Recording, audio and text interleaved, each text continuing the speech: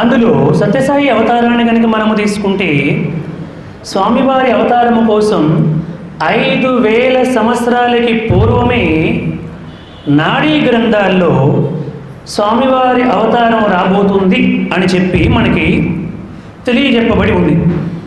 అగస్త్యనాడి, బుధనాడి, సుఖనాడి, బ్రహ్మనాడి, విశ్వామిత్రనాడి, భారద్వాజనాడి, కాకాసుంబునాడి, బుధనాడి, ఫలని సుబ్రహ్మణ్య స్వామి గుడిలోని నాడీ గ్రంథము, ఇలా వీటన్నింటిలో కూడా సత్యసాయి పరమాత్ముడు భవిష్యత్తులో రాబోతున్నాడు అవతార పురుషుడు అని 5000 సంవత్సరాలకి పూర్వమే చెప్పబడి ఉంది.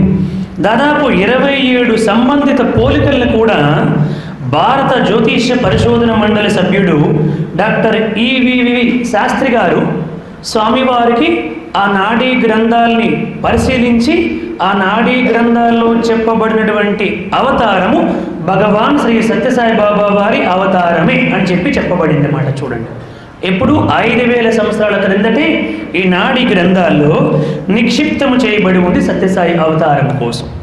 మనందరికీ తెలుసు స్వామివారి అవతారం ఎప్పుడు వచ్చింది, ఎటువంటి ప్రాంతములో వచ్చిందంటే స్వస్తి శ్రీ అక్షయనామ సంవత్సరము కార్తీక బహుళ తదియ సోమవారము ఆర్ద్ర నక్షత్రము తులాలగ్న వృషభ నవాంశలో వషట్కాలం బ్రహ్మ ముహూర్తం 5:06 ఆనాటి ఉమ్మడి మద్రాసు రాష్ట్రము అంటే నేడు ఆంధ్రప్రదేశ్ రాష్ట్రములో రాయలసీమ అనంతపురం జిల్లాలో బుక్కపట్టణం తాలూకాలో పవిత్రమైనటువంటి చిత్రావతి పుణ్య నదీ తీరాన ఉన్నటువంటి పవిత్రమైనటువంటి పుట్టపర్తినటువంటి ఒక పవిత్రమైనటువంటి గ్రామములో సత్యసాయి పరమాత్ముడు భగవాన్ శ్రీ శ్రీ శ్రీ శ్రీ సత్యసాయి బాబా వారిగా రాజుల వంశములో భారద్వాజ ఋషి గోత్రములో ఆపస్తంభ సూత్రములో శ్రీమతి ఈశ్వరామ పెదవెంకమరాజుల పుణ్య దంపతులకు అష్టమ గర్భములో సత్యసాయి పరమాత్ముడు అవతరించారు.